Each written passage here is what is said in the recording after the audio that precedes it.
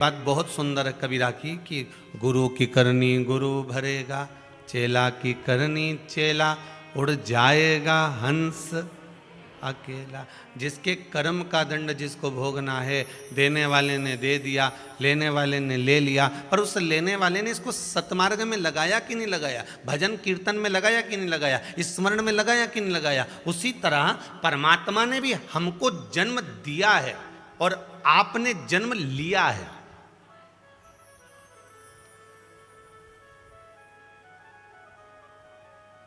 कितना मांग कर लेकर आए थे आप परमात्मा से। जब एक कुत्ते की योनि में, श्वान की योनि में ये आत्मा पड़ी रहती है, ये जीव जब पड़ा रहता है और उसको दरवाजे पर लात मारी जाती है, झूठन डाली जाती है, धुतकार कर भगाया जाता है, दरवाजे पर डंडा मार दिया जाता है, वो रात भर दिन भर पड़ा रहता है। श्वान की योनि, कुत्ते की योनि जब एक जीव की होती है तो वो परमात्मा से बार बार पुकार कर कहता है। आपने देखा होगा कि जब आपके मोहल्ले में देखना, जब कहीं आरती होती हो, पूजन होती हो या अन्य अन्य चीजें किसी भी धर्म की कोई पुकारती होंगी, उस समय कुत्ता भौंकना चालू कर देता है या रोना चालू कर देता है या आवाज देना चालू कर देता है।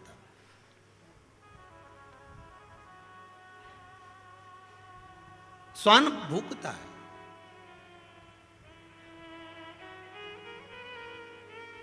क्यों? क्योंकि परमात्मा से कहता है कि मुझे अब इस योनि में मत रखो, मुझे इस योनि से मुक्त कर दो। जैसे ये भजन कर रहे हैं और मुझे माइक की आवाज आ रही है, भजन की आवाज आ रही है, बस मैं भी चाहता हूं कि मैं भी भजन करूं, मेरे को इस योनि से मुक्त करो। भगवान बार बार उनकी विनती स्वीकार करते हैं, तब मांगता रहता है, मांगता रहता है, तब जाकर यह मानव का शरीर मिलता है। और मानव का शरीर मिलने के बाद भी मनुष्य वही कपट में पड़ गया कि 3 बार भोजन भजन एक बार, उसमें भी उलझन आती है बार बार।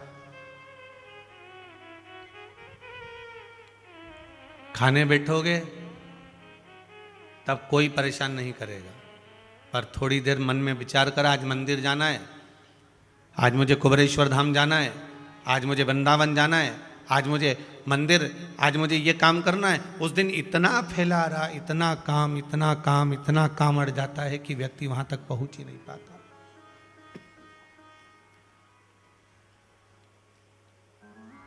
वो प्रयास भी कर रहा है,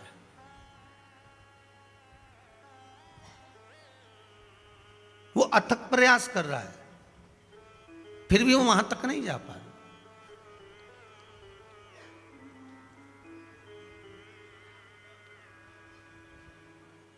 मैंने सोचा था कि मंदिर जाऊं, पर मंदिर निकलते ही आ गए मेहमान। आफत में पड़ गई हाय मेरी जान, बड़ी आफत में पड़ी है महाराज।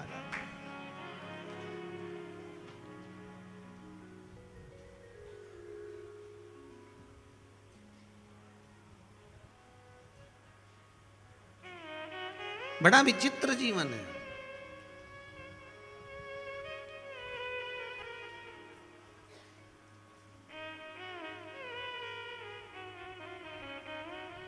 कितना मांग कर लेकर आए थे, कितना। आज एक व्यक्ति ने प्रश्न किया था, गुरुदेव, एक पत्र में उसका प्रश्न है, मधुमक्खी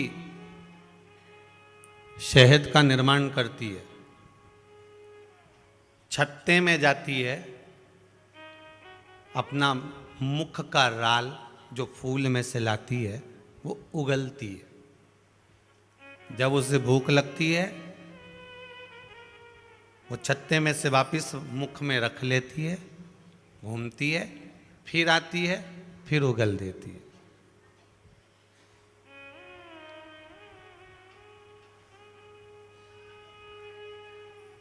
मधुमक्खी जिस शहद को मुंह में रख के कुल्ला करती है वो पंचामृत में भगवान के स्नान में काम आ रहा है, जूठा। फिर हम दूध के भगोने को मुंह में लगा लें और मुंह में भर लें दूध और उसी को फिर भगोने में डाल दें, और वो दूध फिर किसी काम का रहता है क्या? नहीं। तो मक्खी में और हम में भेद क्या है?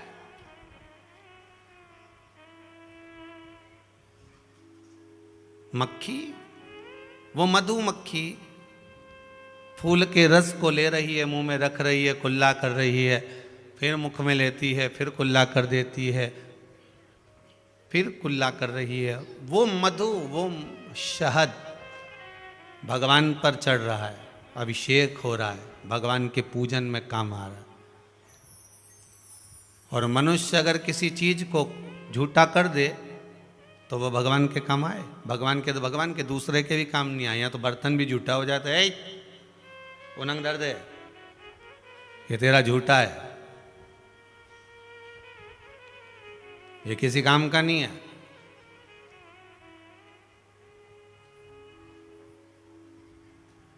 पहले पुराने घरों में, आजकल तो आपके यहाँ वो आरओ लग गया, नल खोलो पानी भर लो, पर पुराने घरों में जब हंडा होता था ना मटका, तो मटके पर एक इतना बड़ा डंडा लगा होता था और उसमें एक गिलास लगा होता था। क्या बोलते थे उसको? उलीचनी। क्या बोलते थे? जल भरने का वो उलचन, मुंह में से मटके में गया और तुम्हारे गिलास में पानी दे दिया।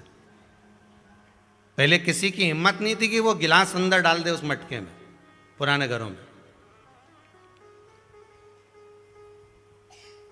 अच्छा, पुरानी पुरानी चीजें कितनी दमदार होती थी ना। आप देखिए, पुराना घर देखो, पुरानी लकड़ी देखो, पुराना म्याल देखो, पुराने बर्तन देखो, कितने दमदार होते थे। अब अपन वस्तु की बात करें कि पुरानी चीजें कितनी जोरदार होती थी, तो समझ लो पुराना लोग भी कितना जोरदार होता होगा। मतलब एक समझने वाली बात है ना, कि पुरानी वस्तु अगर जोरदार है तो पुराने लोग भी तो जोरदार होंगे। अपन तो कई बार बात में कहते थे हमारी सास के हाथ का इतना जोरदार आज तक में काला ही नहीं पड़ा। मतलब पुराने लोगों का मन कभी काला ही नहीं पड़ता था। वो तो आज के लोगों का समझ में नहीं आता कि कब काला पड़ जाए, इसका क्या ठिकाना। अब उसमें उलिचनी होती थी, वो उलिचनी से वो गिलास भरा जाता था। और कहीं कहीं का गिलास छोरा छोरी आए और लड़का लड़की आए, उन्हें मुंह पे मटका में डाले तो घर के लोग कहेंगे झूठा, चल। फिर वो मटके में डाले क्या? नहीं, ये झूठा है, ये मटके में जाने के लायक नहीं है। मतलब मटके में से पानी वही निकाल सकता है जो झूठा नहीं।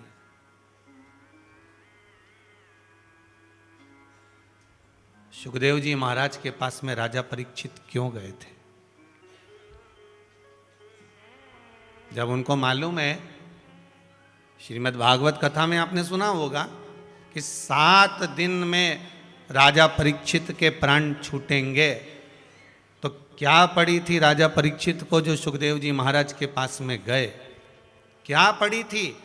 क्योंकि इतने सारे 300, 350, 350 ऋषि संत साधु सब मिले। कोई कि हम तुमसे यज्ञ करवाएंगे, कोई कि हम तुमसे अनुष्ठान करवाएंगे, कोई कि हम तुमसे ये करवाएंगे, कोई कि हम तुमसे दान करवाएंगे, कोई कि हम तुमसे ये करवाएंगे। पर राजा उनके पास नहीं रुका। राजा परीक्षित अगर रुका तो सुखदेव जी के पास में रुका।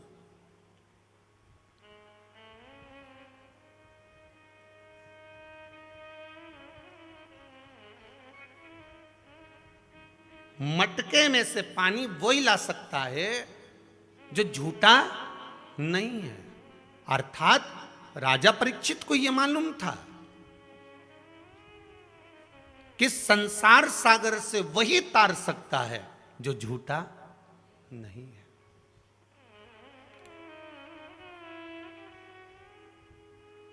वही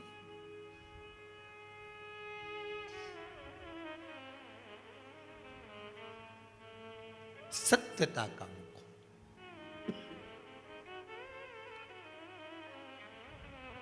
अब पात्र झूठा है, वो कैसे आएगा उसके अंतर्गत? तो इस पात्र को ये झूठा है, ये किसी काम का नहीं। कितना निवेदन भगवान से कराए, कितना निवेदन की भगवान बस जन्म दे दो, बस इसके सिवाय कुछ नहीं। भगवान ने जन्म दे दिया, ठीक है, जा मृत्यु लोक में जाना, पर सत्य का जीवन जीना, भजन करना, स्मरण करना, नाम जाप करना। जा। मक्खी और मनुष्य, मक्खी का झूठा उस मधुमक्खी का झूठा भगवान पर चढ़ रहा है, और मनुष्य का झूठा पड़ोसी को भी नहीं चल रहा है। पड़ोसी तो पड़ोसी परिवार को भी नहीं चलता। और मधुमक्खी का झूठा इंसान तो इंसान, कई दवाई औषधि सब उसी में चलती रहती है, भगवान तक को चढ़ जाता है वो मधुमक्खी का झूठा। बस तो ये बताओ गुरुदेव कि इसमें मधुमक्खी में और हम में क्या अंतर है? अंतर तो बताओ कि हमारा झूठा नहीं चले, वो का झूठा सब दूर चले, इसका कारण क्या है? तो बस कारण एक ही है, उसका कारण, मूल कारण केवल शिव महापुराण की कथा, गिरिराज शिव पुराण की कथा कहती है, उसका एक कारण है कि मधुमक्खी कभी गंदी जगह पर नहीं बैठती। मधुमक्खी अगर ओरिजिनल है तो वो पुष्प पर बैठती है। मधुमक्खी हमेशा अच्छी जगह पर बैठती है। मधुमक्खी हमेशा ऐसी जगह पर बैठती है जहां से उसको अच्छा प्राप्त हो। कभी मेले पर, गंदगी पर, राल पर, थूक पर या मेला आदि भ्रष्टा आदि पर नहीं बैठती। मधुमक्खी हमेशा बैठेगी तो केवल अच्छी जगह पर बैठेगी। मधुमक्खी फालतू जगह नहीं बैठे, इसलिए वो जो थूकती भी है वो भी देवता पर चढ़ जाता है। तू भी झूठा कर दे तो देवता पे चढ़ने को लायक हो जा, पर तू एक जगह तो बैठ, अच्छी जगह तो बैठ।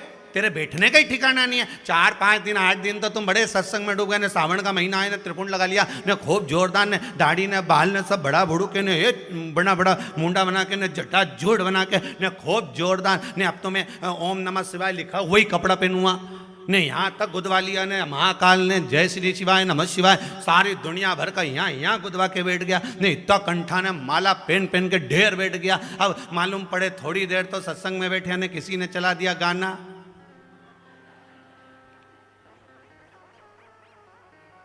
अब एक बार तो बोला बंद कर दे, शिवाय नमस्तुभ्यं, श्री शिवाय नमस्तुभ्यं, श्री शिवाय नमस्तुभ्यं, बंद कर दे, श्री शिवाय नमस्तुभ्यं, श्री शिवाय नमस्तुभ्यं। थोड़ी देर तक गाने में फिर रुचि गई तो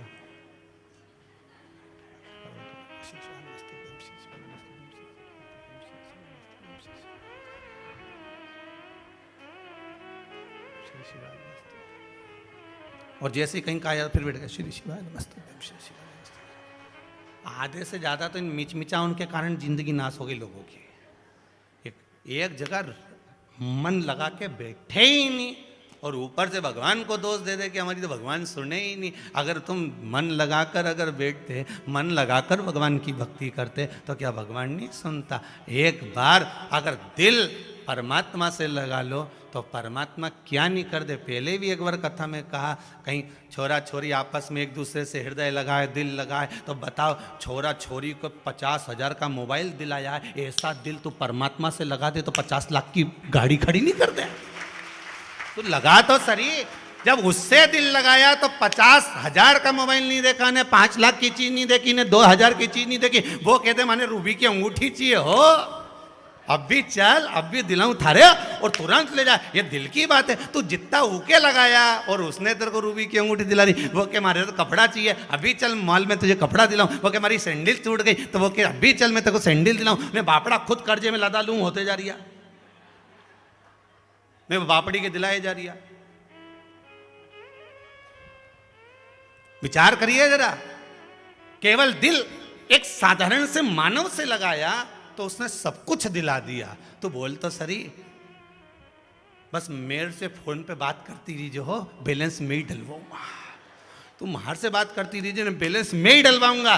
भगवान भी के बस तुम मेरी माला जपते रहीजे, सारा भार में उठाऊंगा। तो जब तो सरी, जपे तो है नहीं, और के बस भगवान से के हमारा काम कर दो। भगवान के दिलवा मेंढकी से लगाया, और हमसे कहे कि तुम्हारा काम कर दो। भगवान के बैठे रद्दार यही करे। जपो, वो कहे कि तुम उससे बात कर मैं बैलेंस डलवाऊं, वो भी कहे कि तुम आला जप में सारा काम कर जाऊं। बोल तू जप तो सरी, जपे ही नहीं। और जिनने जपा ये लिख के भेज दिया, अभी इतना पढ़ना रह गया, पढ़ा नहीं हो, कहीं का भजन आएगा जब पढ़ लूंगा। ये जपा जिसने, देखो होशंगाबाद से आई है कोई प्रेम भाई, होशंगाबाद। कहाँ बैठी है प्रेम भाई? होशंगाबाद से। प्रेम भाई होशंगाबाद से ने लिखा है, गुरुजी जीप के नीचे गठान हो गई थी। कहाँ है प्रेम भाई? कहीं बैठी दिख रही कहीं? जहां भी हो, अगर हो तो हाथ हिला देना। हो गुरुजी जीप के नीचे गठान हो गई थी, डॉक्टर ने ऑपरेशन का। कहाँ है? पीछे है? हाथ हिलाना प्रेम भाई। किनंग बैठी दिखी क्या तेरे को? भैया दिखी? कैमरा वालों उनको दिख गई कहीं? हाँ देख लीजिए, करवा चौथ को चांद दरबार। अब इसमें लिखा है प्रेम भाई ने, गुरुजी जीप के नीचे गठान हो गई थी, डॉक्टर ने ऑपरेशन का बोल दिया था, लेकिन शंकर भगवान पर विश्वास, भरोसा, दृढ़ता और बताए हुए शिव महापुराण के उपाय करे, गठान अपने आप समाप्त हो गई। ये शिव जी की कृपा है, ये बाबा की करुणा। जिसने जपा है, बिल्कुल बाहर है क्या? हाथ हिलाओ प्रेम भाई जरा, हाँ दिखा दो जरा। बीच वाली दीदी नीचे बैठ जाओ जरा सीधे। हाँ वो पीछे बैठी है, देखो हाथ हिला रही है गाड़ी के पास में से, ये उन्हीं का पत्र है। अरे बीच वाली दीदी नीचे बैठ जाओ जरा देर।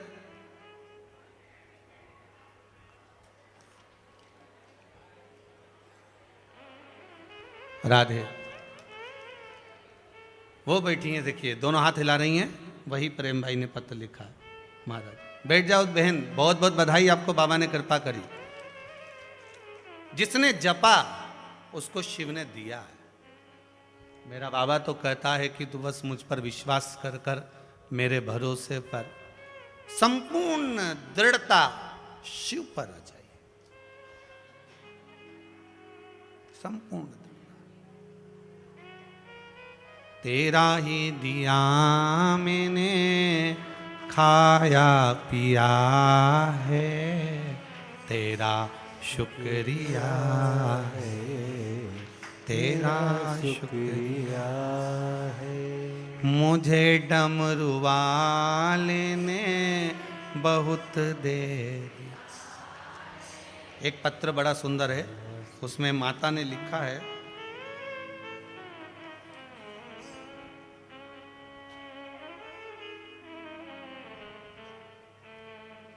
प्रशांत कुमार ताम्रकार, जिला सागर, तहसील देवरी, ग्राम महाराजपुर से आए। कहाँ बैठे हैं? इन्होंने पत्र में लिखा है, गुरुजी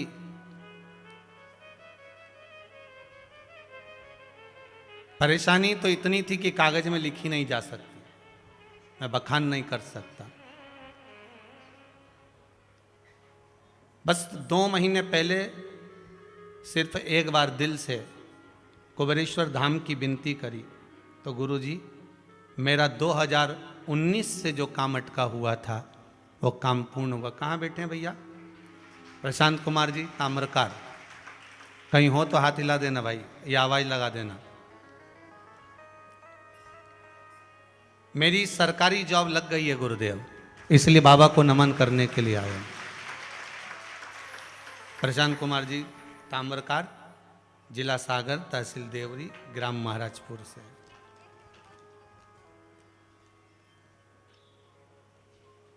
मुझे डमरू वाले ने बहुत दे दिया है, तेरा शुक्रिया है, तेरा शुक्रिया है। ये उसकी कृपा है, हमारी दृढ़ता, हमारा विश्वास, हमारा भरोसा।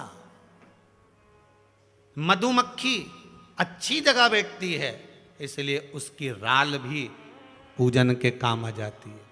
आप भी तो अच्छी जगह बैठो, आप भी तो एक जगह बैठो, आप भी तो सत्संग करो। थोड़े दिन करा, सावन का महीना आया तो खूब तिलक वगैरह लगाया, जन्माष्टमी आई तो खूब मटकी फोड़ ली, शरद पूर्णिमा आई तो रास कर लिया, नवरात्र आए तो गरबा कर लिया, दिवाली आई तो दिए जला लिए, होली आई तो रंग खेल लिया। केवल यही मूल नहीं है। हमें बाहर की कोई दिखावा की भक्ति नहीं करना। हमें बाहर के दिखावे की कोई भक्ति नहीं करनी। हमें तो दृढ़ भक्ति करना। उसमें दिखावा नहीं होना चाहिए, उसमें तो केवल एक आश्रय होना चाहिए, केवल एक आश्रय।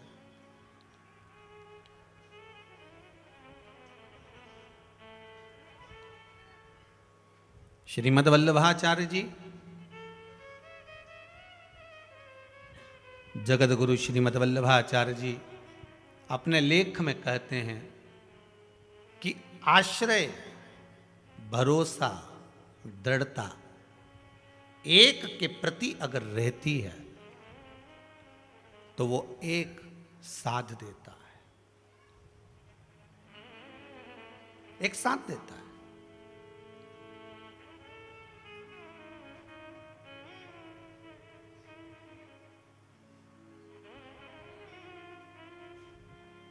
देखिए, भगवान से अगर प्रार्थना करना तो एक निवेदन परमात्मा से जरूर करना कि भगवान मेरे घर में अगर औलाद देना, संतान देना, मेरे घर में अगर परिवार में औलाद दो, संतान दो, तो ऐसी देना जो मुझे भगवान की भक्ति करने में कभी मना ना करे, कभी भगवान की भक्ति करने में मना ना करे, मुझे भजन करने में मना ना करे। पुत्र का जन्म क्यों होता है? पुत्र किस लिए लोग मांगते हैं कि पुत्र हो, कि वो कम से कम मुझे सत्संग कराए, मुझे ले जाकर कथा सुनवाए, मुझे ले जाकर भगवान की भक्ति की ओर अग्रण्यता का भाव प्रकट करे। आज जैसे श्री अनिल जी अग्रवाल अपनी माता को लेकर आए यहाँ कथा करवाने के लिए, ऐसा भाव प्रबल होना चाहिए कि हाँ, हम सत्संग की ओर अग्रण्यता का भाव लेकर आए।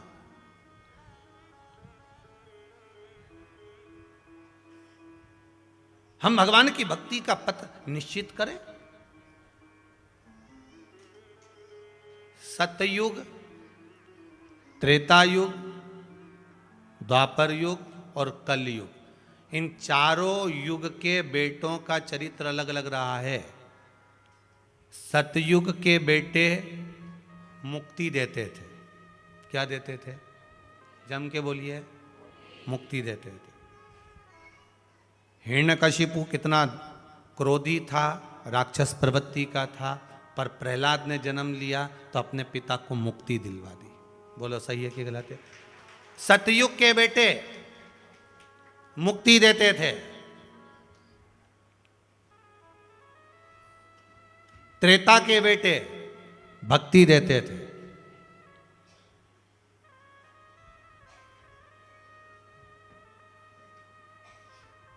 द्वापर के बेटे शक्ति देते थे। भगवान कृष्ण ने अपनी माता को कहा, ग्वाल वालों को कहा, ब्रजवासियों को कहा, नंद बाबा को कहा, डरना नहीं, शक्ति देते हैं। सतयुग के बेटे क्या देते हैं? मुक्ति देते थे। त्रेता के बेटे भक्ति देते थे। द्वापर के बेटे शक्ति देते थे। और कलयुग के बेटे दो रोटी दे दे, वही बहुत बड़ी बात है, बहुत बड़ी बात। कलयुग के बेटे अगर दो रोटी भी दे दें तो बहुत बड़ी बात है। पहले के समय में गौशालाएं थी, आज के समय में वृद्धाश्रम है।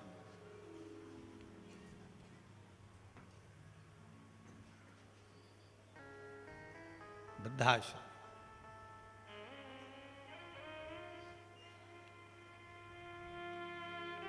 बड़ा मुश्किल है। मेरे शिव कहते हैं,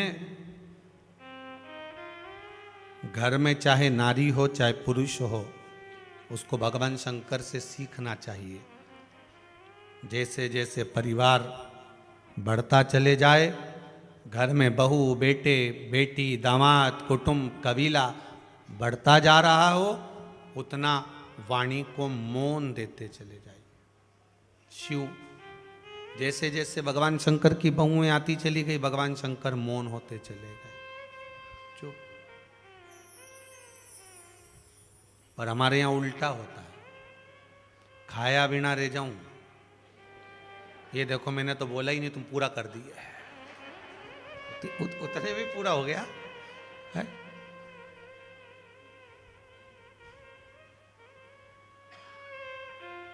अपने यहाँ उल्टा है, मौनता धारण करिए। दुनिया का सबसे बड़ा आभूषण है मौन रहना, चुप रहिए, बहुत आनंद की अनुभूति होगी जितने चुप रहोगे। आप मौन,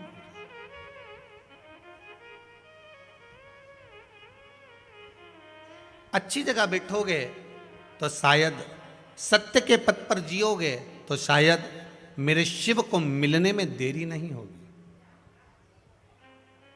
मेरे शंकर को प्राप्त करने में देरी नहीं हो सकती। आपकी भक्ति का बल, आपके विश्वास का बल, आपकी दृढ़ता का बल इतना प्रबल होना चाहिए कि भगवान की भक्ति में मैं जब डूब जाऊं तो मुझे कुछ सुहाए ना। पुलस्त ऋषि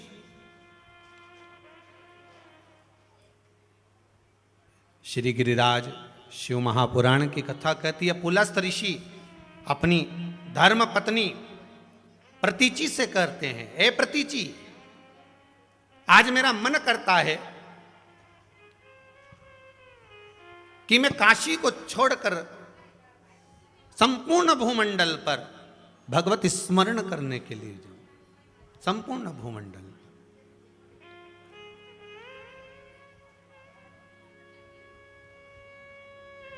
सुख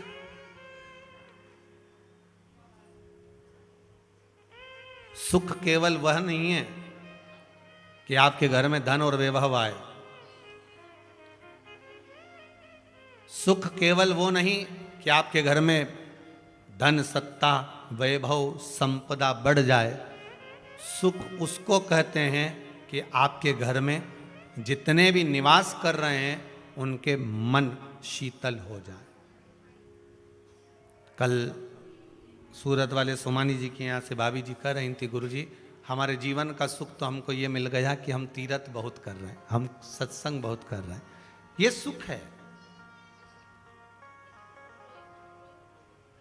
सुख केवल धन का नहीं है कि धन बढ़ेगा तो ही सुखी होगा। यहां तो शास्त्र तो कहता है प्रथम सुख निरोगी काया, द्वितीय सुख घर में माया।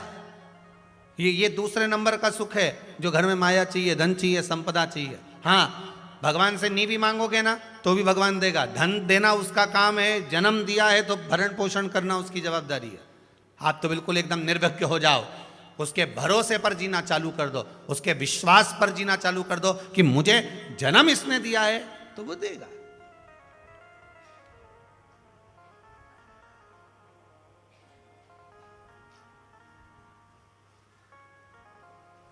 हमें शरीर का कल्याण नहीं करना, हमें आत्म कल्याण करना। शरीर का कल्याण तो तुम रोज ही करते हो, अच्छे अच्छे साबुन से नहा के और खूब जोरदार डेंटिंग पेंटिंग करके। शरीर का कल्याण तो तुम रोज प्रतिदिन कर रहे हो, शरीर का कल्याण नहीं, हमें आत्म कल्याण करना है। ये आत्मा को परमात्मा से जोड़ने का प्रयास करना है, इस आत्मा को शिव तक लेकर जाना है, इस आत्मा को हमें भगवान तक लेकर जाना। ये आत्मा अजर अमर नष्ट नहीं होती, ये जीवन पर्यंत एक से निकली, दूसरे में गई, दूसरे से निकली, तीसरे में गई, तीसरे से निकली, चौथे में गई। ये आत्मा आत्मा है। जैसे दूल्हा और दुल्हन नहीं होते, दूल्हा कितनी देर का होता है? और जम के तो बोलो, ज्यादा ज्यादा 2 दिन का, 4 दिन का, 24 घंटे का, 8 घंटे का, 20 घंटे का। उसके बाद तो उसने तोरण लगाई, ने तोरण लगाने के बाद ने घोड़ी से नीचे उतरा, उसके बाद तो घर के ही लोग कहते अटैची उठा के ला, जा अटैची उठा। तो दूल्हा के मैं तो दूल्हा काय का, तोरण लग गई ना, काम खत्म, चल अटैची उठा। बोलो सही है कि गलत है?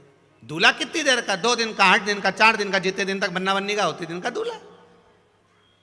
और दुल्हन 8 दिन की, 10 दिन की, जीवन पर्यंत दुल्हन तो दुल्हन। ये की दुल्हन तो के वो भेरू की दुल्हन के दुल्हन।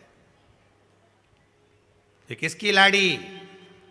के वो भेरू प्रसाद की लाड़ी। अच्छा, तो कि नहीं आई क्या है, 42 साल शादी का हो गया, अच्छा ऊकी लाड़ी है वो, मतलब अभी तक लाड़ी खत्म ही नहीं, वो लाड़ा तो कब का 24 घंटे ही था वे तो बस केवल। बोलो सही है कि गलत है? वो तो दूल्हा कितनी देर का, 24 घंटे का, 8 दिन का, 4 दिन का है, 4 दिन तक दूल्हा बना बना घूमने, तलवार लेके घूमने, कटार टांग के घूमने, माला पहन ली ने फूला की और तिलक मिलक लगा लिया, और जैसे उन्हें तुर्रा तुर्री लगाई और तोरण दी, और तोरण देने के बाद तो फिर घर का लोग भी नहीं झेले, दूल्हा के कौन झेले, दुल्हन के सब झेले, दुल्हन नहीं दुल्हन नहीं दुल्हन नहीं, और इसकी तो कभी खत्म ही नहीं हो, ये जब जब तो क्या कथा में गई तो किसकी दुल्हन गई, तो क्या वो भेरू की गई? बोले सही है कि गलत है? की लाड़ी गई तो क्या भेरू की गई? अब लाड़ी तो अभी तक खत्म नहीं हुई, दुल्हन अभी तक खत्म नहीं हुई, और कहीं का कहते कथा में लाड़ा गया है या वो दूल्हा गया है, तो कोई क्या कि बद्रीनाथ लाड़ा गया ने दूल्हा गया, कौन के पर के नहीं, सब उनकी दुल्हन गई है, उनकी बहू गई है, उनकी लाड़ी गई है, मतलब कहने का वो समाप्ति नहीं होती, मतलब शरीर समाप्त हो जाता है, पर ये आत्मा आज भी है, कल भी है, परमानेंट है, वो कभी समाप्त नहीं हो सकती, वो नई नवेली है। जब देखो वो लाड़ी की लाड़ी, जब देखो वो बहू की बहू, जब देखो वो दुल्हन की दुल्हन है, वो जब मिलती है तब वो आत्मा नूतन की नूतन रहती है। बस ये लाड़ा है नहीं, ये वो फिक्स है, परमानेंट।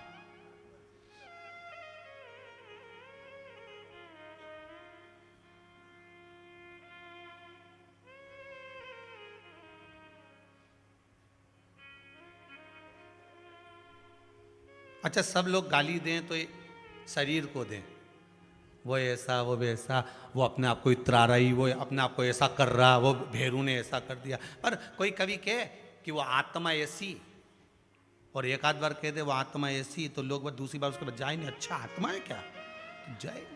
कोई ने किया कि आत्मा ऐसी, कोई नहीं बोले आत्मा के गलत, कौन ने बताया कि आत्मा कभी काम बेकार करे ही नहीं, आत्मा तो क्या, भजन कर, स्मरण कर, शंकर का नाम जाप कर, अभिषेक कर, कीर्तन कर, नाम जाप कर, स्मरण कर, पर लोग आत्मा को तो कुछ नहीं बोले, शरीर को बोले आत्मा भी, कई लोग के तो मैं तुम्हारे आत्मा नहीं दुखे ये बात के, तो क्या दुखे तो शरीर, पर मुझे कोई लगे ही नहीं है, तो शरीर से बात हो रही है, मेरे को क्या करना,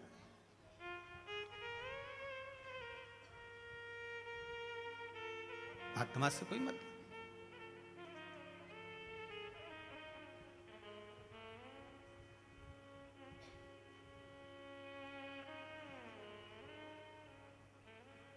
बस ये आत्म कल्याण होना चाहिए। पुलस्त ऋषि प्रति ऋषि से कह रहे हैं कि मेरा मन करता है कि अब मैं कहीं भगवत स्मरण के लिए, इस काशी में तो अभिमुक्तता है, पर इस काशी नगरी से मैं शंकर की इस पावन रच को लेकर भगवान शिव की भक्ति को धारण कर कर पूरे ब्रह्मांड में शिव की भक्ति को जगाना चाहता हूं। संपूर्ण ब्रह्मांड में मैं शंकर की भक्ति को जागृत करना चाहता हूं, और आप सबको हम बहुत बहुत धन्यवाद देंगे, आस्था चैनल के भी श्रोताओं को, अरिहंत चैनल के भी श्रोताओं को, साथ में आप सभी फेसबुक यूट्यूब के श्रोताओं को, और आप कुबेरेश्वर धाम में जो कथा सुन रहे उनको भी, कि आप सभी ने पूरे विश्व में शिव भक्ति को जगाया है, आपने जागृत करा है, शंकर की भक्ति को जागृत करा है, शिव को पहचान आप लोगों ने दिलाई है, शंकर को पहचान आपने निश्चित कर दिया कि शिव को जल कैसे चढ़ाना चाहिए, शंकर को दूध कैसे चढ़ाना चाहिए, शंकर को दही कैसे चढ़ाना चाहिए, पशुपति व्रत कैसे करना चाहिए, क्या नियम होता है, क्या धर्म होता है, बेलपत्री कैसे चढ़ाना चाहिए, किस ओर बैठकर शंकर की आराधना करना चाहिए, हमारा मुख कहाँ होना चाहिए, भगवान शंकर के पुत्र कितने, पुत्री कितनी, बच्चे कितने, उनका व्याख्यान वर्णन क्या, तो ये आपने जनमानस तक, हमने तो इस व्यासपीठ से कह दिया, हमने तो शंकर की पुराण में से आपको वर्णन कर दिया, पर आपने श्रवण कर कर उसको प्रसाद के रूप में दुनिया को बांटा है। कि शिव मंदिर में गए तो आपने बात करी, हमने कथा में सुना था, सियोर वाला महाराज बोल रहा था, हमने कथा में सुना था, कुबेरेश्वर धाम की कथा में हमने 5वें दिन की ये सुना था, उन्होंने ये बताया था, आपने प्रसाद की तरह बांटा है, इसलिए आपको धन्यवाद है। पूरे आस्था चैनल के श्रोताओं को बहुत बहुत साधुवाद है। पूरे विश्व में शंकर के प्रसाद को आपने वितरित किया, शंकर के प्रसाद को आपने बांटा है, शिव को आपने दिया है, और आपके बराबर दुनिया में कोई दानी नहीं हो सकता जो नाम का दान दे रहा हो, भगवान शंकर की भक्ति का दान दे रहा हो, शंकर के विश्वास का दान दे रहा हो। उससे बढ़कर दानी कौन होगा? दान विश्वास का होना चाहिए, भरोसे का, दृढ़ता का।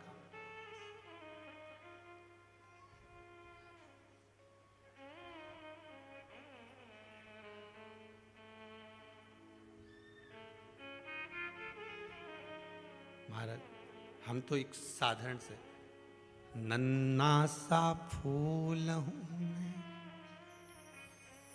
चरणों की धूल हूं, है क्या? बस एक छोटा सा पुष्प।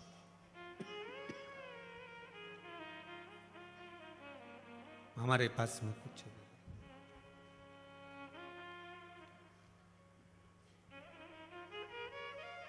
हम क्या दे सकते हैं भगवान को?